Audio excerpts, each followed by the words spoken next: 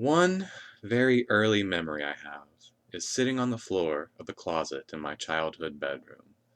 I think it was past my bedtime. The light is on in the closet, creating a small space of light amidst the darkness of the big room. My mom is there with me on the floor, reading to me from the instruction booklet of Kirby's Dream Land for the Game Boy. I'm visualizing that weird white puff Kirby. My mom remembers him as like a cloud, and that's how he was on the cover of the game box and the instruction booklet she read to me from. Here's a segment from the beginning. On a tiny star somewhere far, far away from Earth, there is a very special place known as Dreamland. The Dreamlanders are a very happy people who use their magical sparkling stars to play and work among the heavens. That is, until one night when the gluttonous King Dedede and his rotten band of thieves swooped down from neighboring Mount Dedede for a midnight snack in Dreamland. Not only did they steal all their food, but they stole the Dreamlanders' treasured sparkling stars as well. Because the Dreamlanders didn't have the sparkling stars to gather food anymore, they began to get very hungry. Suddenly, a spry little boy named Kirby happened along and said, "Don't worry, I'll get your food and your sparkling stars back." With these words, Kirby set off on his quest toward the dreaded Mount Dedede. We wish him luck. My research has revealed to me that this was the first game in the Kirby series, and thus the first ever appearance of Kirby as a character. The game was designed by Masahiro Sakurai at HAL Laboratory, who intended for Kirby's Dream Land to be a simple game that could be played by beginning gamers. This information resonated with me. I felt like I had been there for Kirby since the very beginning, and in a way he was there for me.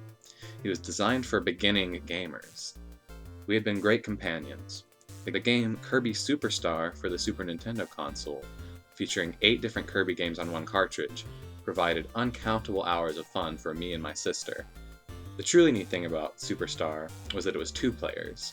One person controlled Kirby, and the other person manifested as friendly versions of the enemies encountered throughout the games.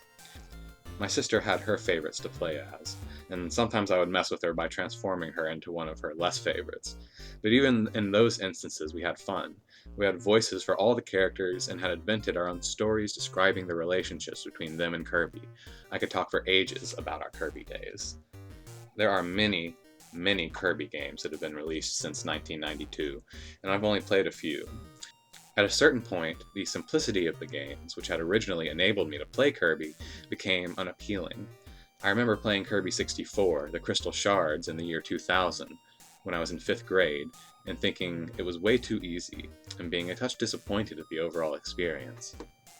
I knew I had to go back to the beginning and play the original Kirby's Dream Land again. I no longer had the old gray brick Game Boy. Indeed, my current Game Boy was the 3DS, so many technological generations ahead of that original machine that it hardly resembled its ancestor at all. Still, it didn't take me long to locate a $3.99 copy on Nintendo's eShop. Immediately, upon hearing the title screen music, I experienced a state of bliss. I just had to sit back and soak it all in.